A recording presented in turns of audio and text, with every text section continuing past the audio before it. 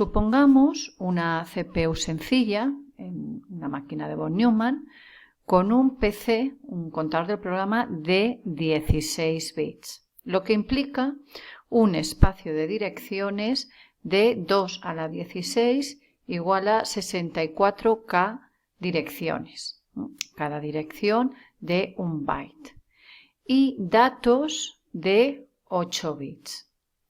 Y pensemos cómo podemos conectarla a una memoria física de solo 16 kilobytes, es decir, 16K direcciones de 1 byte cada una, más un puerto de salida de 1 byte y otro de entrada de 1 byte también.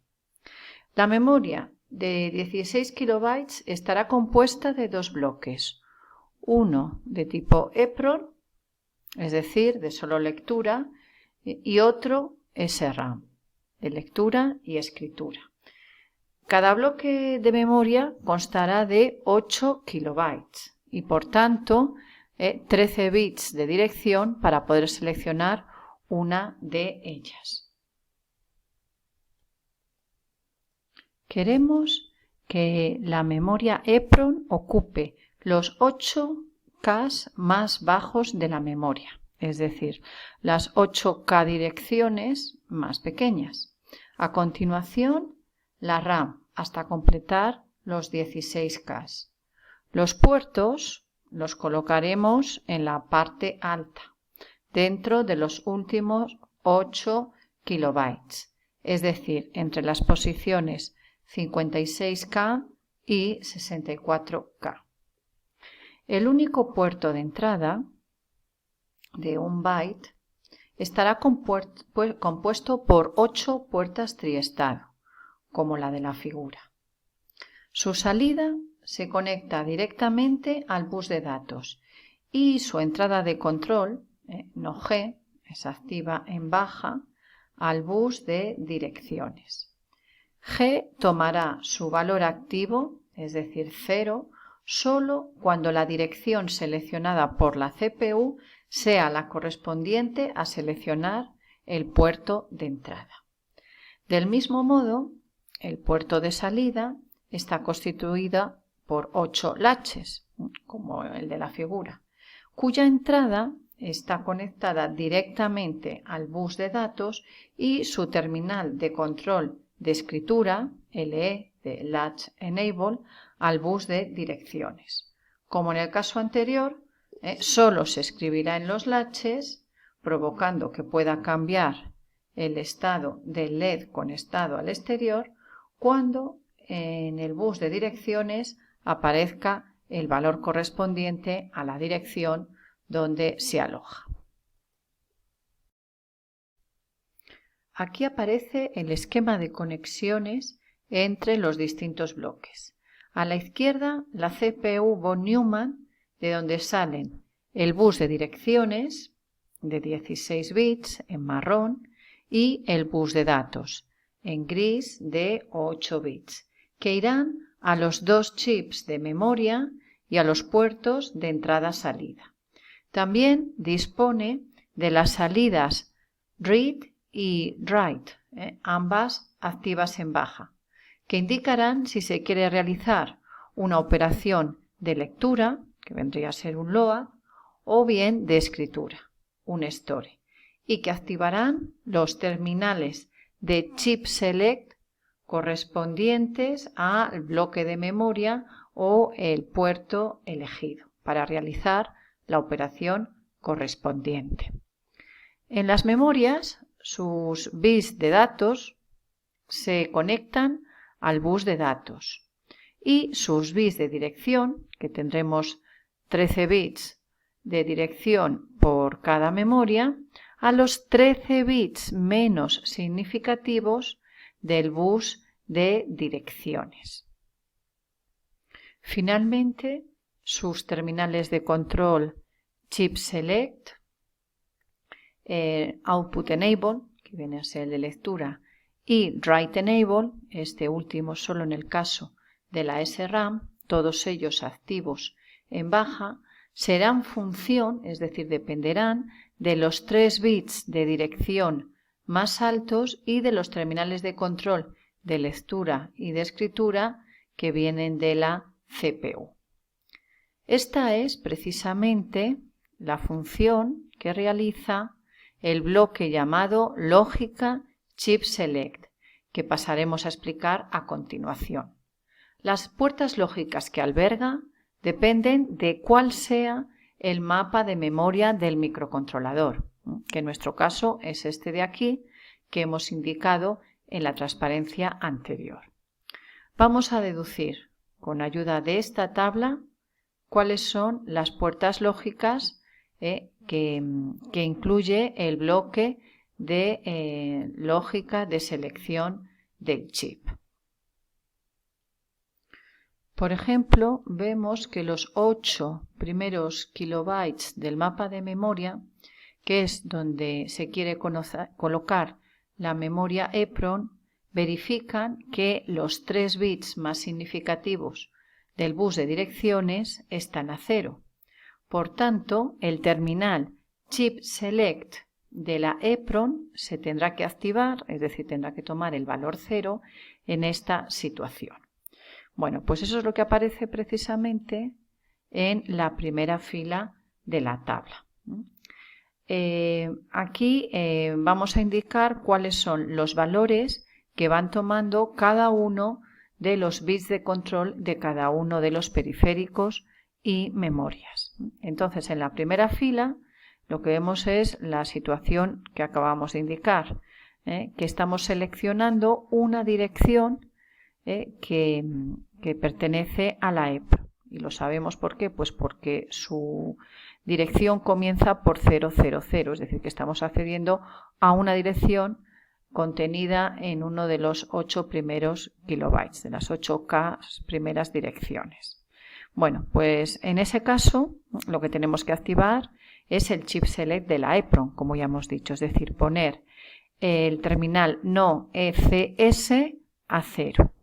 Mientras que el chip select del resto de los bloques habrá que ponerlo inactivo. Entonces en la SRAM su chip select está a 1, para que se ponga por consiguiente la conexión al bus de datos en alta impedancia y no haya ningún conflicto eléctrico, y lo mismo hacemos con el puerto de salida, porque no queremos escribir en él. Entonces el terminal de escritura en el puerto de salida tiene que estar a 0, porque este sí que es activo en alta, y el puerto de entrada tiene que estar a 1, ¿para qué? También para que se ponga en alta impedancia. Bueno, si la operación y luego el resto de los terminales de control, pues como lo que queremos es leer de la EEPROM, bueno, pues su terminal de lectura, que es este, el Output Enable, y que también es activo en baja, se tendrá que poner a 0 cuando el terminal de control de lectura de la CPU esté a 0. Luego entonces tiene que tomar el valor no RD. Y sin embargo, los terminales de lectura-escritura de la SRAM, pues nos da igual lo que valgan, puesto que está deshabilitada. Si la operación se quiere realizar sobre la SRAM, ya sea de lectura o de escritura, los bits más significativos del bus de direcciones deben valer 001 para acceder a las direcciones comprendidas entre 8 y 16K. Se debe habilitar la memoria SRAM, es decir, su chip select tiene que valer 0, y activar terminal de lectura, el Output Enable, cuando queramos realizar una operación de LOAD, o el Write Enable cuando queramos hacer una operación de Store. El resto de los periféricos deben estar desactivados.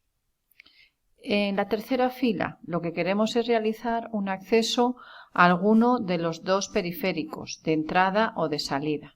Recordamos que los queremos situar en los 8K más altos. Estos 8K verifican todos ellos que los 3 bits más significativos del bus de direcciones toman el valor 1, 1, 1. Bueno, pues entonces, en ese caso, en el caso de que tengamos los bits de dirección más altos a 1, 1, 1, lo que tenemos que hacer es desactivar el chip select de los dos bloques de memoria y según se quiera hacer una operación de escritura, si queremos hacer una operación de escritura, lo que queremos hacer es escribir en el latch del puerto de salida, ¿no?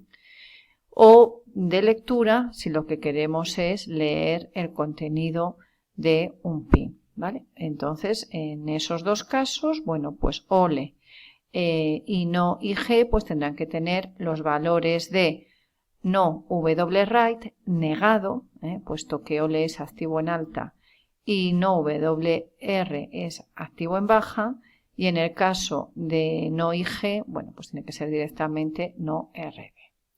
Por último, en cualquier otra situación que no sea ninguna de las tres que hemos analizado anteriormente, lo que ocurrirá es que queremos acceder a una dirección de memoria que se encuentra aquí, es decir, que no existe físicamente. Entonces, en ese caso, ¿qué ocurrirá? Bueno, pues lo que le ocurrirá a la CPU es que tendrá que saltar una excepción de tipo abort, porque hemos intentado acceder a una posición que no existe, ¿vale? Y por otro lado, bueno, pues por el bus de datos no tiene que circular ninguna información, es decir, que lo que tenemos que hacer es deshabilitar todos los periféricos de entrada, salida y memorias. Entonces, en este caso, tendremos que tener los dos chip selects a 1 para que estén deshabilitadas. El puerto de salida tiene que estar también sin escribir en él, es decir, que el terminal OLE tiene que estar a 0 y el de entrada, su terminal de control, para poner en alta impedancia. ¿De acuerdo? Tiene que estar a 1. Bueno, y una vez que tenemos ya completada esta tabla, para saber exactamente qué lógica hay dentro de este bloque, pues lo que tenemos que hacer es fijarnos en cada una de las columnas, que cada una de las columnas contiene los valores que tienen que tener estas salidas, ¿vale? Bien, entonces, por ejemplo, en el caso del bit de habilitación del chip select de la EPROM, que es activo en baja, pues veis que tiene que valer 0 solamente cuando los 3 bits más altos valgan 0, 0 y 1 en cualquiera de las otras situaciones. Bueno, pues ya ahí se deduce que lo que necesitamos es una puerta NAND, ¿de acuerdo? Una puerta NAND que haga que su salida, que es el chip select de la EPROM, valga 0 solamente cuando los 3 bits de dirección valgan 0, 0, 0. Del mismo modo, en la primera columna lo que tenemos es el terminal de lectura también de la EPROM. Este terminal de lectura da igual lo que valga en todas las situaciones, salvo en una, que es esta de aquí, que lo que tiene que hacer es tomar el valor de RD, del terminal de control de lectura de la CPU. Bueno, pues ya ahí se deduce directamente pues que no se necesita más que un cable para su implementación, que conecte directamente no EOE con no RD. Del mismo modo que estamos haciendo aquí, analizando por columnas y viendo cuál es la función lógica correspondiente, se deducirían el resto de las salidas. Los terminales de control de la SRAM y de los puertos de entrada-salida. Y con esto, cuando se quiera, por ejemplo, leer la dirección 2 de memoria, no hay más que poner en el bus de direcciones la dirección 2 con 16 bits y poner a 0 el terminal de control de lectura. Como los 3 bits más significativos valen 0, 0, 0, se habilitará la EPROM. ¿Por qué se habilitará la EPROM? Bueno, pues porque su terminal chip select pasa a valer 0. En la EPROM pedimos leer, ya que el terminal de habilitación de salida también está 0. Es decir, que vuelque el contenido de la dirección que sea en el bus. ¿Y cuál es esa dirección que sea? Bueno, pues la dirección de que sea viene determinada por los 13 bits menos significativos del bus de direcciones, que son precisamente el 2, y por consiguiente en la dirección 2 de la EPRON estará el contenido que queremos leer, es decir, transferir a la CPU. ¿Este contenido tendrá algún tipo de conflicto con el resto de los bloques? Pues no, porque si analizamos cuáles van a ser los valores en sus terminales de control, vemos que la SRAM está deshabilitada, su chip select está a 1 y lo mismo ocurre con los dos puertos de entrada-salida. Por consiguiente, el contenido de la dirección 2 de la EPRON pasará al bus de datos y de ahí a la CPU. Para finalizar, fijaros que solo tenemos un puerto de entrada y un puerto de salida colocados en 8K direcciones. Efectivamente, se accederá a estos puertos desde varias direcciones, concretamente desde todas aquellas con los 3 bits más significativos a 1, es decir, todas las direcciones situadas en los 8K últimos del espacio de memoria. Bueno, pero en los procesadores, como hemos visto en la transparencia 2, cuando describíamos el esquema del LPC 2103, los periféricos son más complejos que simples registros de salida y puertas triestado de entrada. En esta transparencia vamos a mostrar una posible conexión de 3 periféricos complejos, una UART, un temporizador y un bloque SPI a la CPU del ejemplo anterior. Como en el ejemplo anterior, queremos que las operaciones de entrada-salida estén mapeadas en memoria, es decir, que se conviertan en operaciones de load store. Concretamente, que las operaciones de transferencia hacia los periféricos pues estén colocados en el último kilobyte, en los últimos 8 kilobytes, del 56K al 64K.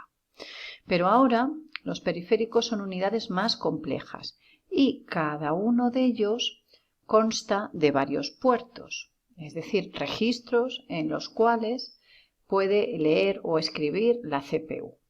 Por tanto, se puede considerar cada periférico como una pequeña unidad de memoria que contiene unas pocas direcciones. Cada dirección daría acceso a cada puerto del periférico. Por ejemplo, aquí, en este esquema que tenéis aquí arriba, queremos representar los bits de dirección de esta máquina ejemplo.